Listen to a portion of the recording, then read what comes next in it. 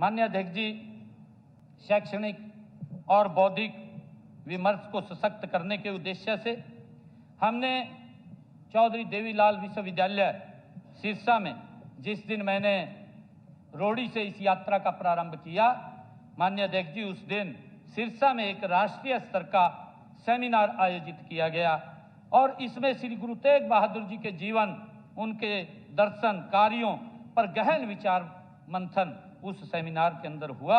हमने वहीं पर उनके नाम से, गुरु तेग बहादुर जी के नाम से एक चेयर स्थापित करने का भी वहां पर घोषणा की, ताकि उससे बच्चे जुड़ करके गुरु तेग बहादुर जी के जीवन को वो सर्च कर सके, उसको अपने जीवन में उतार सके, उस इतिहास के बारे में उनको पता लगे। हमने उस चेयर की स्थापना वहां पर की है, ताकि आने वाली पीढ़ियों तक ये जीवंत रखने का माध्यम ये चेयर बने।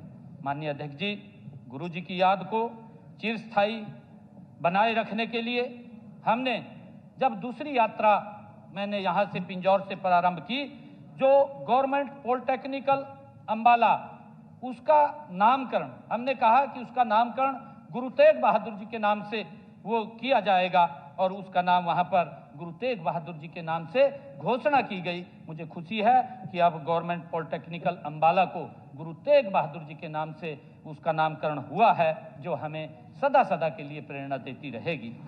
और माननीय अध्यक्ष जी, इसी प्रकार टोहाना, जींद, धमतान साहिब सड़क का नाम भी, उस मार्ग का नाम भी हमने गुरु तेग बहादुर जी के नाम से रखा, क्योंकि गुरु जी कई बार उस रास्ते से आए हैं।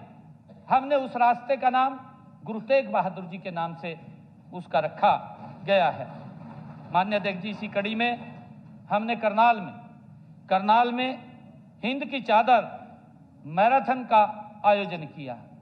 माननीय अध्यक्ष जी, मुझे गर्व है ये बात बताते हुए कि जब हमने हिंद की चादर मैराथन का आयोजन किया तो उसमें 80,000 लोगों ने उस मैराथन के अंदर हिस्सा लिया। माननीय अध्यक्ष जी, एक विशाल समुद्र उमड़ करके लोगों का आया है, लोगों के बीच में इसकी चर्चा गई है और गुरु तेग बहादुर जी का संदेश आज भी समूची मानव जाति को ऊर्जा और दिशा देता रहता है।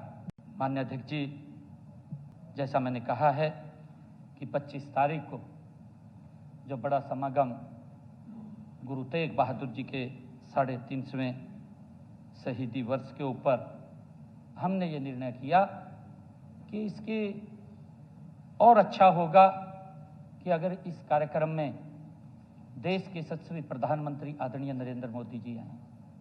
ये हमने इसके ऊपर विचार किया और मैं स्वयं आदरणीय प्रधानमंत्री जी को इस विषय को लेकर के मिलने गया। जब मेरे मन में आया तो मैंने प्रधानमंत्री जी से इस बात को लेकर के चर्चा की। माननीय अध्यक्ष जी, मुझे ये बताते हुए गर्व भी हो रहा है कि माननीय प्रधानमंत्री जी ने तुरंत कहा कि मेरा कार्यक्रम अयोध्या का है, आप कितने बजे करना चाह रहे हैं। मैंने कहा, जी आप जो समय देंगे उस समय के हिसाब से हम एडजस्टमेंट कर लेंगे। तो मुझे कहने लगे कि मैं अयोध्या से सीधा कुरुक्षेत्र आऊंगा। उन्होंने तुरंत स्वीकार कर लिया। माननीय अध्यक्ष जी, हमारे लिए बड़े गर्व की बात है और आदरणीय प्रधानमंत्री जी की जो आस्था है कि उन्होंने गुरु तेग बहादुर जी के नमन करने के लिए 350 शहीदी के अवसर पर वो अयोध्या से सीधे कुरुक्षेत्र की इस भगवान श्री कृष्ण की भूमि के ऊपर आए। माननीय अध्यक्ष जी, वो सीधे अयोध्या से ज्योतिसर उतरे आकर के, जिस पवित्र भूमि पर भगवान श्री कृष्ण ने सर्व मानव जाति के लिए ज्ञान का संदेश दिया। कई बातें ज्ञान की कही, उस भूमि के ऊपर आदरणीय अध्यक्ष जी, माननीय प्रधानमंत्री जी सीधे वहीं आकर के उतरे, उसी भूमि के ऊपर उतरे और उन्होंने कुरुक्षेत्र में आकर के उस महान समागम में गुरु तेग बहादुर जी को नमन किया। माननीय अध्यक्ष जी, उन्होंने श्री गुरु तेग बहादुर जी को समर्पित भारत सरकार द्वारा जारी किए गए, ये हमारे हरियाणा के लिए बड़े गर्व की बात है। माननीय अध्यक्ष जी, मैं बताना चाहूंगा कि पहली बार इतना बड़ा समागम हरियाणा की उस पवित्र भूमि के ऊपर, उस ऐतिहासिक भूमि के ऊपर, गुरु तेग बहादुर जी के जब समय समय पर उस भूमि के ऊपर चरण कमल पड़े हैं, उस भूमि के ऊपर गुरु तेग बहादुर जी का 350 शहीदी दिवस मनाने के लिए हमें बड़ा गर्व महसूस हुआ।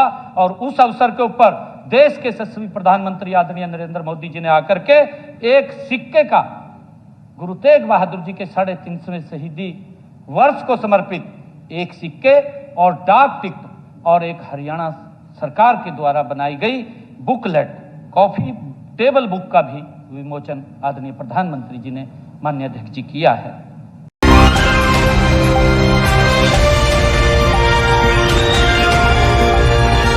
दिल्ली, हरियाणा, उत्तर प्रदेश, राजस्थान की हर खबर के साथ देखते रहिए न्यू इंडिया न्यूज़ नेटवर्क।